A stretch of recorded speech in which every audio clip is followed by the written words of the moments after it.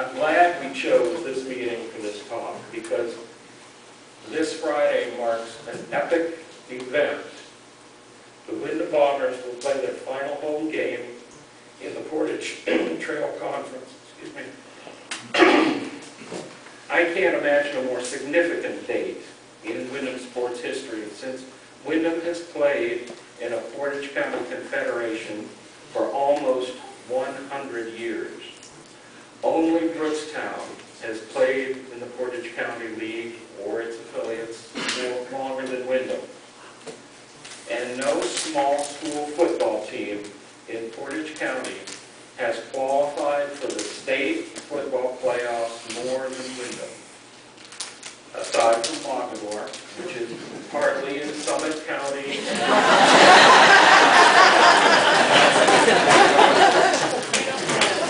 And you've never heard me talk about Mogador. You don't want to get me started. Windham's longevity is despite 7 years in the 1950s when Windham was banished from the Portage County League for the crime of becoming an exempted village school. It's no coincidence that some of our best football and basketball teams came during that time period when we were independent. So, a new era is going to begin.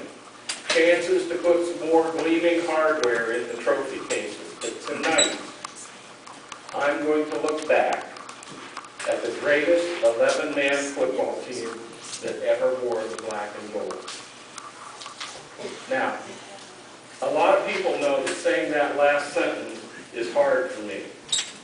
For almost 50 years, I've contended that Leo Koch's last team, his PCL champions of 1966, was the best Windham team of all time. I think my teammates, including Coach Stahl back there, would punch me if I didn't say that.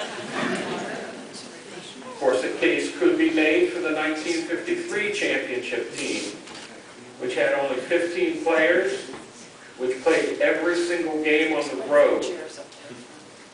And we have one of those players here with us tonight, Mr. Stan Gill. Stan, would you put your hand up?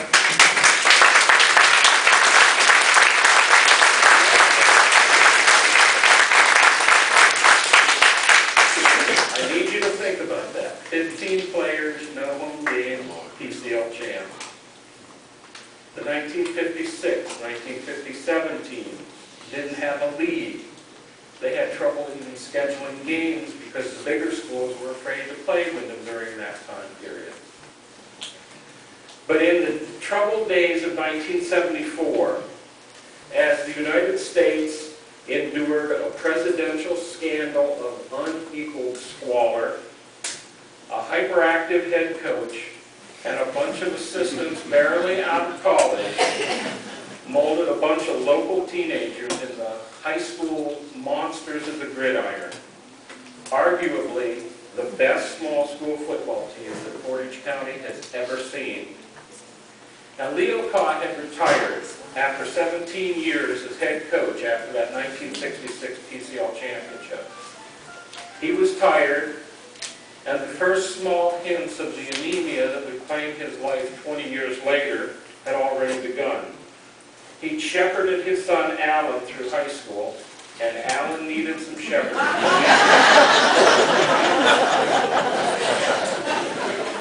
But Lenny, Kevin, Billy, and Mike would play under a different head coach. Now, the natural choice was John Lowry, Leo's longtime top assistant, and the yin to Leo's yang. For years, they had played good cop, bad cop towards the players.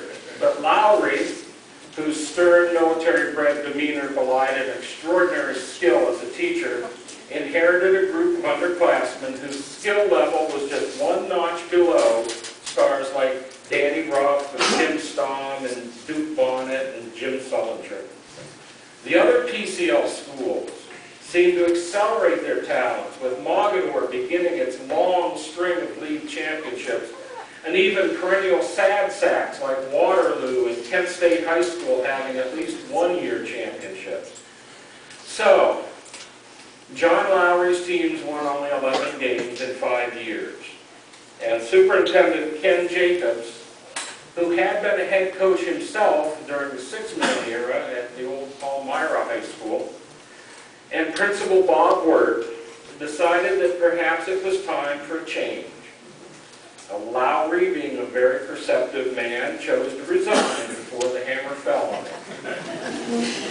They didn't have to look far for a replacement, because John Lowry, always a man of honor who demanded and gave respect, recommended one of his assistants for the job before he left for a new teaching and coaching position at Portland Lakeview.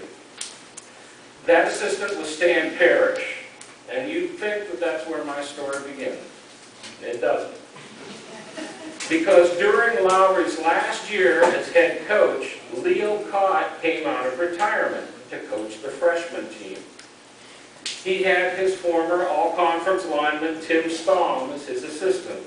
Staum was a first-year teacher, basically pretty good at carrying out what Leo told him to do.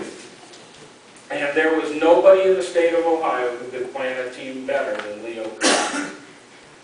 Leo had a team whose quarterback had won the F-League State Baseball Championship as the rocket-armed catcher on Dick Vibrantz's Globe Alloy team. The winning pitcher on that F-League team was now a fullback who could punish wimpy opponent freshmen as he ran play after play up the middle. Cott had linemen who were as big as the varsity players on other teams. Their names were Dave Flegel, Barry Lyons, Mike Higgins, Bill Rice, John Tracino, and Rob Garrett. They and their teammates were undefeated in that 1971 freshman football season. And that was the team that Leo Cott handed off to Stan Parrish, Windham's first-year head coach. For the players, it began a 3-year trek to high school immortality. And for Stan Parrish, it was the start on the road to the Super Bowl. Stan Parrish came to Windham not as a head football coach, but as a track coach. He graduated from Valley Forge High School in Parma in 1964, where he was an all-conference running back. He then went to Heidelberg College in Tiffin, played 4 years as a defensive back for the student princes. His Heidelberg coach found out through the grapevine that Windham High School had a job opening, and in July of 1969, Parrish sat down with Ken Jacobs and Bob Wirt for an interview. Well, like most teaching newcomers, he was immediately overloaded with job assignments. Not only was he teaching a full schedule, but he was the head freshman football coach, the head 8th grade basketball coach, and the assistant track coach. Such is the life of a rookie in a tiny school district. Now the next year, all his coaching assignments shifted. He took over as the head coach of the track team, and John Lowry elevated him to the defensive coordinator of the varsity football team. For the next 2 seasons, although the Bombers were less than overwhelming on the field, Parrish studied the Lowry method of coaching. And the biggest lesson he learned from John was to surround himself with capable assistants and to let them do their jobs. A lot of head coaches never learn to do that, which is why there's so many more ex-head coaches than there are active ones. Then, in the spring of 1972, came that second sit-down with Jacobs, Wirt, and athletic director Ed Permowitz. And Stan Parrish, 4 years removed from college, found himself as the youngest head coach in the Portage County League, taking over a team that had won less than half their games the previous year, and that undefeated freshman team that was still 3 years away from maturity. Now, 1972 was a tumultuous year in America. The war in Vietnam, in which 2 linemen from the 1966 championship team, Duke Bonnet and Jim Sullinger, had been killed in action, still raged, tearing large holes between generations in this country. The Democrats had nominated George McGovern, a peace candidate, who had his own troubles when his vice presidential pick, Tom Eagleton, resigned from the ticket after revelations that he had undergone electroshock therapy. Stan Parrish had some personnel decisions to agonize over. He was going to be a young coach leading a young team, one with only 6 seniors. He felt like he was set on defense with 9 starters returning from Lowry's last team. The offensive line was the problem. Lack of size and experience could doom the team. Line coach Jim Byrne was going to have his hands full. But Parrish thought that his backs and receivers could overcome that. Returning from Lowry's 1971 squad was Matt Myers, who might have been the most versatile athlete ever to wear a black and gold uniform. He had started the previous season at split end, but was forced to take over the quarterback spot because of injuries. Now Parrish was going to move into wide receiver. Bill Fugate was going to be shifted from tight end to fullback to take advantage of his rugged blocking. And being plugged into the picture were sophomores David Flago at quarterback, Barry Lyons at end, and Rob Garrett at the other end. Did I lose the... Okay. No, it's not. No, it's not. I should have known better. Check, check, check. Check, check, check. Not for the first time, nor the last.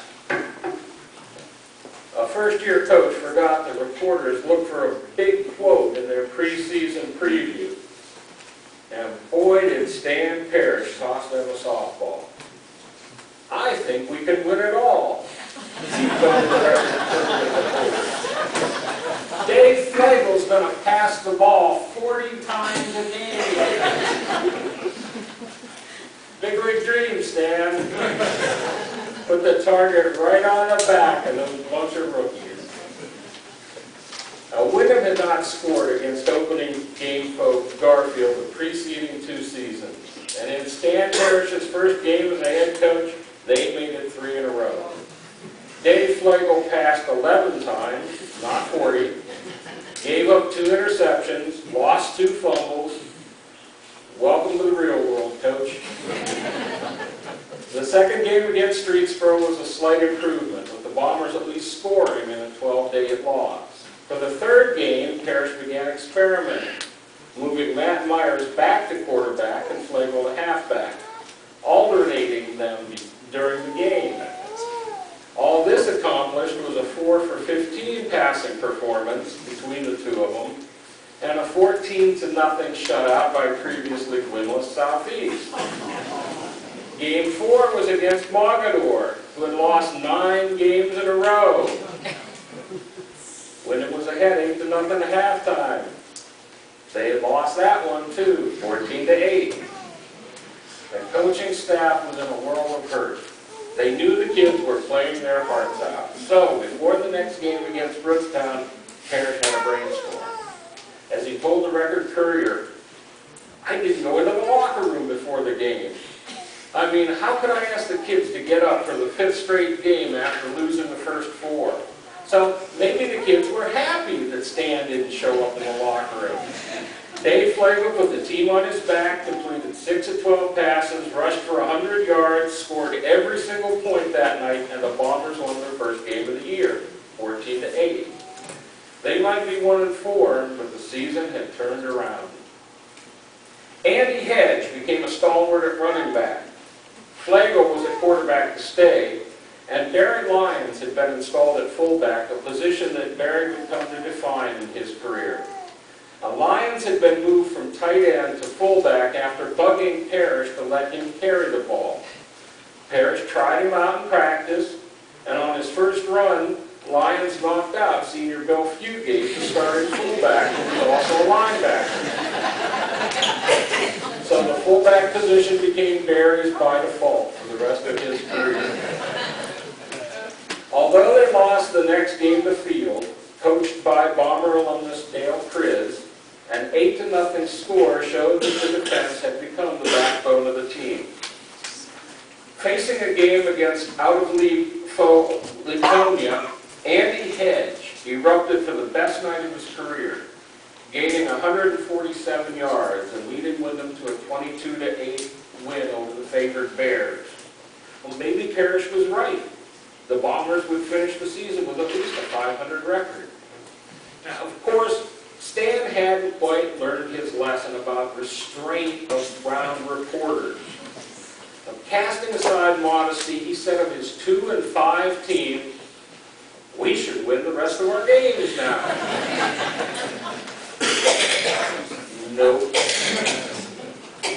The big excitement the next week was President Richard Nixon, already under the cloud of a little affair called Watergate, stopping by the Eisler farm in Windham Township to buy a pumpkin nearly as big as his head. And also giving the cows on the Taft farm dysentery because they didn't get milk that day, because the Secret Service had taken over their barn. Maybe Nixon should have stuck around to call some plays for Stan. And he supposedly did that in 1971 for the Washington Redskins, because the lowly Crestwood Red Devils broke a 5-game losing streak, beating the Bombers 13-10 in a game so foggy that the spectators couldn't even make out which teams were on the field.